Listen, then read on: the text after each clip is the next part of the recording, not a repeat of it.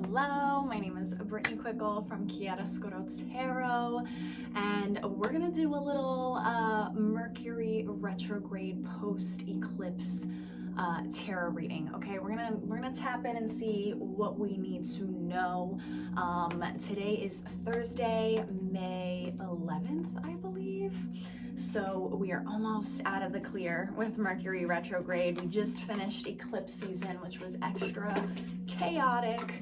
And thankfully we have a Taurus new moon coming next week for a very grounded and nourishing new beginning to build upon, okay? But the whole energy with Mercury retrograde is really about reviewing and reflecting upon how far we've come up until this point. Mercury retrograde happens typically 3 times a year for 3 weeks each period. So we're about to come to a close of a 3-week period of Mercury retrograde in Taurus. And then we're gonna have about 2 weeks of a shadow period after. But the big themes that come up during any Mercury retrograde is people coming back from the past, potentially. This could be ex-lovers or former friends, even maybe estranged family members, people from our past reappearing, also situations from the past possibly coming up in some way. Mercury retrograde, with Mercury being the planet of communication, travel, technology, it brings things up to our awareness from the past. It brings things up so that they can kind of come full circle in some way. Closure is not always it's not always like the little bow on top of a shitty situation that we may have gone through in the past, right? So it's not always a time where we gain closure, but sometimes we do, just through these past situations and people coming up, for us to review with new eyes, right? So that's the vibe with Mercury retrograde. But we're gonna see what we need to know right now about the energies, the people, the situations that may have come up over the last few weeks of this Mercury retrograde, which is happening in the sign of Taurus.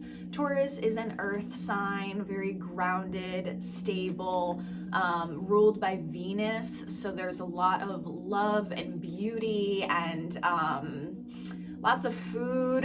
It's a good vibe. So if any past lovers have come up or resurfaced over the past few weeks, you might have some questions about that, because people come back into our lives for different reasons, and the reason in the moment might not always be clear. So if you're looking for a one-on-one reading with me where we can tap into that on a deeper level, check out my website, chiaroscurotarot.com. You can book a session there.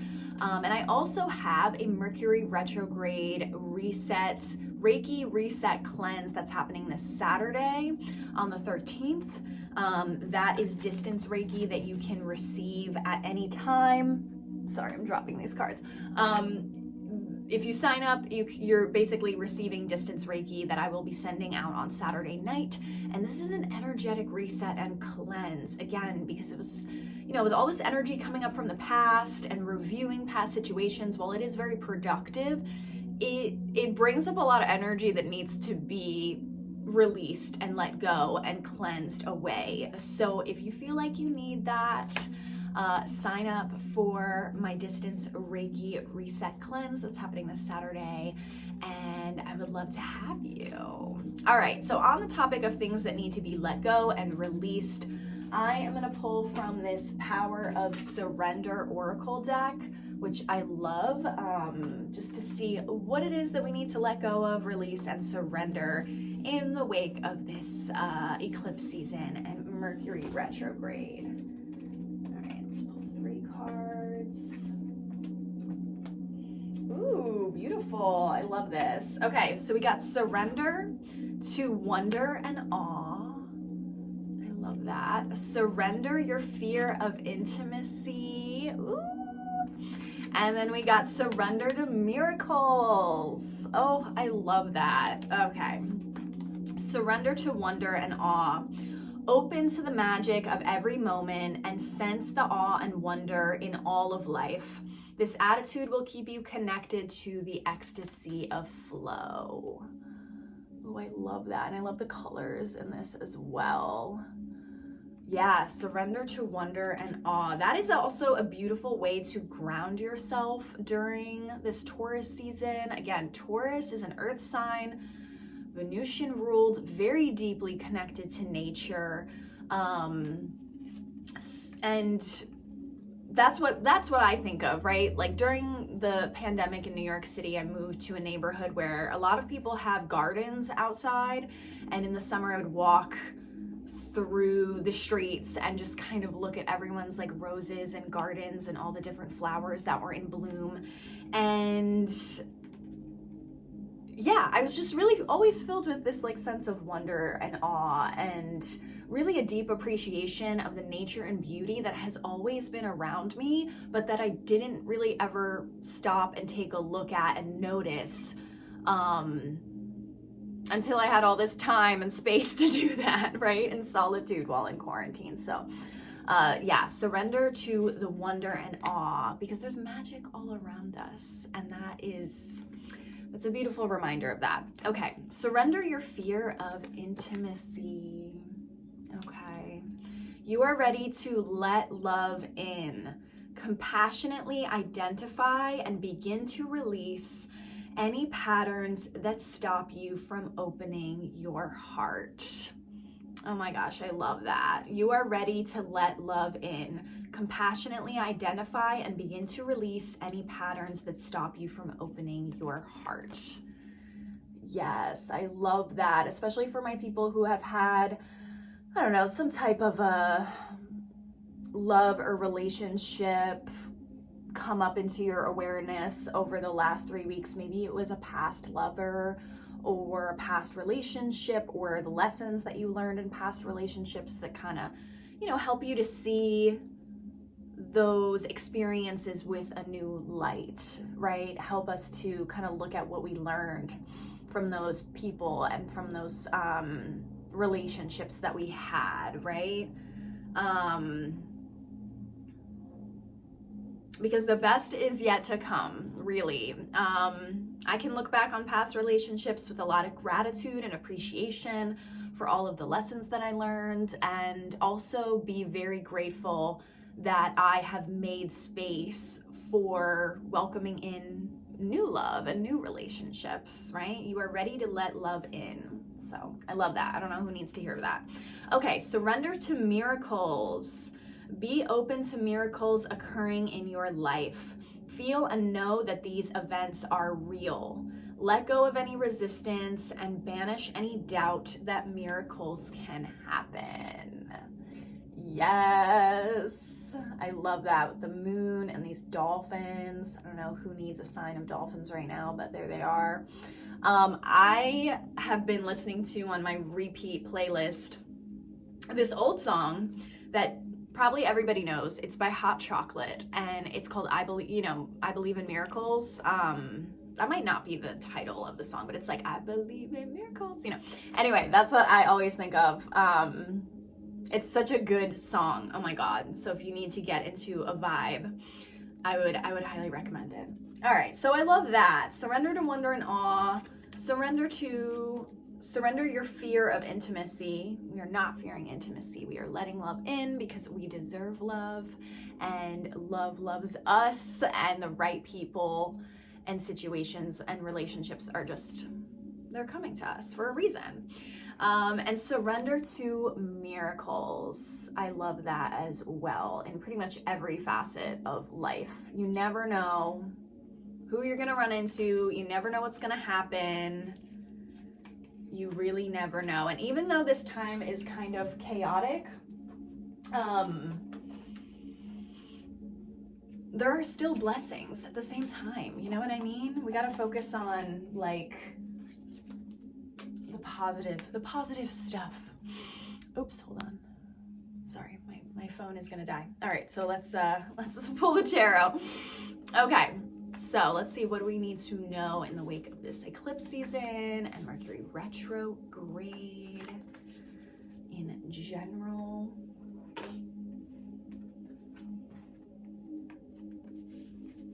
All right. Oh, interesting. All right, so we got the High Priestess. Love it. It's my girl. We got the Five of Wands, okay? Yeah, some competitions. Oh no, this is the Seven of Wands, just kidding. Seven of Wands and the Six of Wands, okay?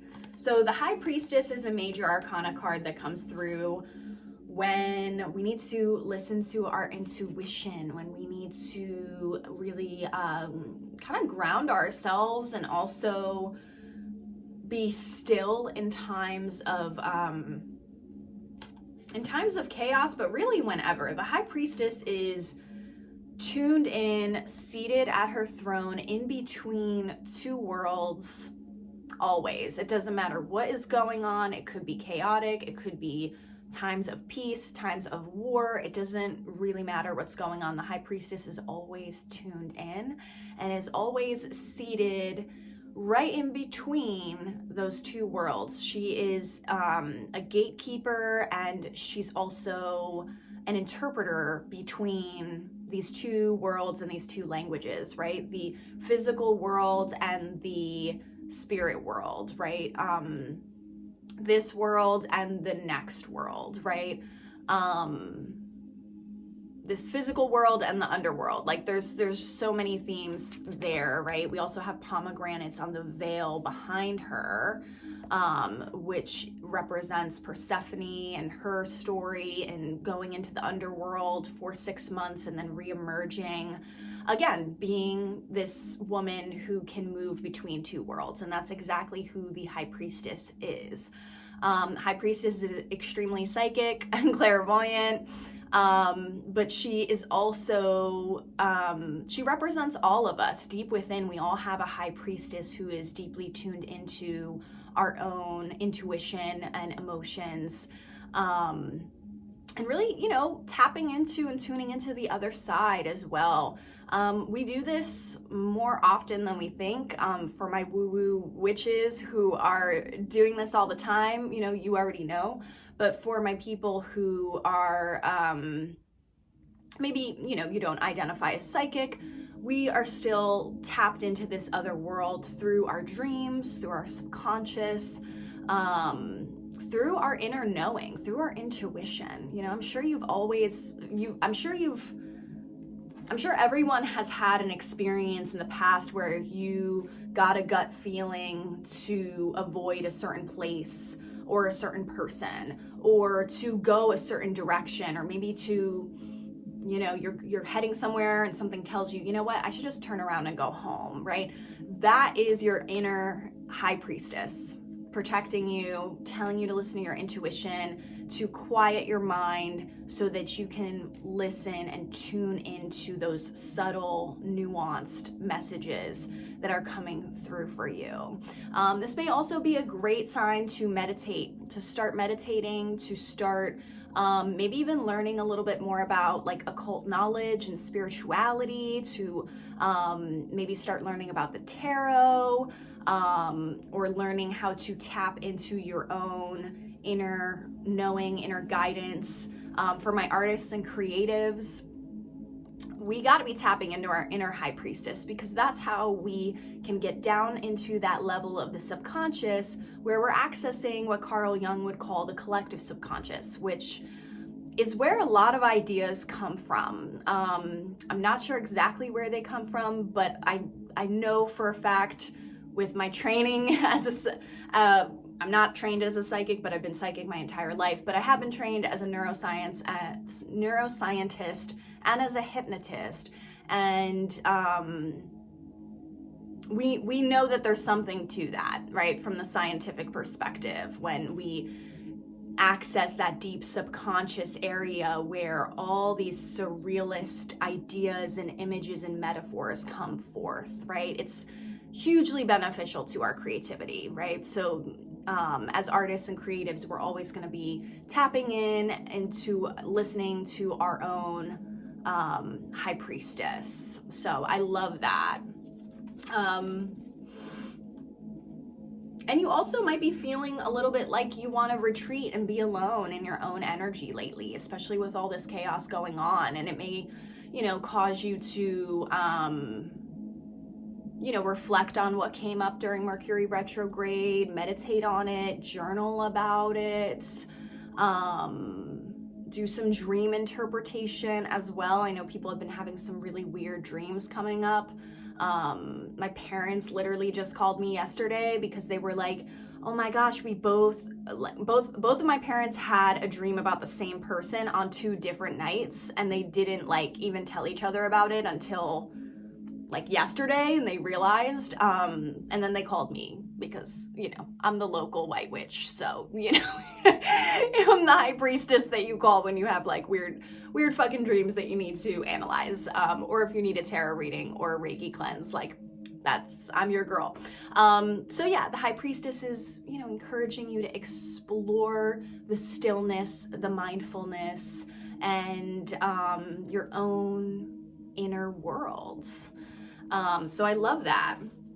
Then we've got the 7 of Wands and the 6 of Wands. So this is bringing in some motivated, fiery, passionate energy that is potentially a little competitive even. So if you're an artist or creative, or maybe you own your own business, or maybe in your career or in your life in general, this could also be competitive vibes within a social circle, or it could be some form of healthy competition, like you are applying for an arts scholarship, so you're sending in your application and it's quite competitive, you're good at what you do, so you're throwing your hat in the ring into a potentially competitive type of situation where you're going to come out on top and you're going to be very successful, because the 6 of Wands is about success, victory, and accomplishment, and being celebrated for the creative work that you do, right? Again, whether this is your full-time career, or if it's something else that you do on the side. This is also very positive for, again, my artists, creatives, and also my spiritual entrepreneurs or creative entrepreneurs. It may feel like putting yourself out there, throwing your hat into the ring. It may be scary at first, but you know what you know, and you know what you have to offer, right? The wands in the tarot are really like a magic wand, right? So it's representing that fire energy, that passion, that creativity, that drive to spark something new that's never been there before. But it's also very, very creative, flirtatious, sexy, passionate. It's a whole vibe. If you're a fire sign or you have a lot of fire sign placements, then you know this energy really well. And the key is just to start, just strike that match, right? Light that fuse, you know what I mean? Put yourself out there. And if you've been feeling like all the chaos of the last few weeks has actually pushed you and motivated you. Oops, we're back. Okay, so just to recap, we got the High Priestess, the 7 of Wands, pushing us to do the thing that we're scared to do. Yes, other people do what you do. Other people have maybe similar businesses. Maybe they are also artists and creatives in the same genre or field as you, but nobody can do it like you do. Okay, they could steal the sauce recipe, but the sauce not gonna taste the same. You know what I'm saying? Okay, so just because other people are already doing a business, reading tarot, being a witch, whatever, doesn't mean you can't do it either, right? And it's also a great reminder to not worry about what other people are doing, right? Like focus on yourself, focus on what you have to offer, focus on your own goals and dreams and plans, and just go for it. Because the more you listen to your own intuition, your own vision, your own inner knowing, the more you're gonna stand out from the rest. Okay, look at this. This guy's like fighting at first, and then boom, comes through victorious, right? Is celebrated by the people who like love your work, right? Like those people will find you. They will, but you got to put yourself out there first. You can't be like kind of hiding under a rock. You know what I mean? You just gotta put yourself out there in whatever way feels possibly kind of. Okay, we're back. So don't talk yourself out of putting yourself out there, especially when you feel like you have the energy to do that, to start doing the thing, to start creating, to start putting yourself out there. Ground yourself with meditation. Maybe start a little mindfulness practice of your own. If it's always been a goal for you to start meditating every day, you might want to start doing that. I meditate every morning right after I wake up, because that is like a very sensitive time for your brain. Your brain's waking up and your body is like, you know, coming into reality. And for me, meditating every morning, it helps me overall, helps to ground me, calm me down, but it also helps with my creative ideas. And it also helps me to sort through my own worries and concerns and the things that would normally bother me in the background all day, but I give myself that morning meditation time to allow those things to come up and to be seen and to be felt and to just let them go, right? Which is a big theme for Mercury retrograde. So harness that fiery, passionate energy that you have once you have it. I'm the type of person who my energy really ebbs and flows, and there are periods where I have a lot of creative energy and like I'm able to like do a lot of things, and then there's other times that are just way more chill and passive, and I'm resting and I'm meditating and I'm listening and I'm, you know, doing some journaling and planning to figure out exactly what it is I want to go out there and do, right? So it's a bit of like a cycle. It's kind of like a, I don't know, it's like a cyclical like season type of thing, right? Meditating and listening, planning, and then kind of going out and like doing the thing, creating the thing. So I would go. All right, so my iPhone storage is getting a little low. Okay, so we're gonna pull self-care deck card, see what we need to know. Ooh, dream journal. Okay, so we were talking about dreams a little bit. That's really funny because I told you all this story about my parents having like a weird dream. So dream journal, that is a very high priestess. All right, dream journal. This says mantra: I remember my dreams, control my dreams, and use my dreams as a playground for my growth. Dream journaling is a powerful practice. Once you establish a flow with it, there are many insights to gather from your astral adventures. Commit to interacting with your dreams in a new way and looking for the wisdom and guidance they hold for you. Maybe even jot down a few questions you can ask before falling asleep, calling in the answers to appear within the dream realm. Starting with a 7-day commitment to just write down what you remember about your dreams as soon as you wake up, before you forget them, can get you into the right flow. Or record voice notes for yourself and later transcribe them if you wish. Try naming your dreams, like a book or a movie, to help organize recurring themes. Review what you have written or recorded to see what guidance presents itself. Journal prompt: recall a recent or powerful dream you had, writing it out as if it were a story. What lessons can you learn from this dream? All right, that's it for me, but comment below with how this reading resonated with you, what you've been going through during this eclipse season and Mercury retrograde, and feel free to book a one-on-one reading with me or sign up for this Saturday's Reiki Cleanse, and I'll see you on the next one. Bye.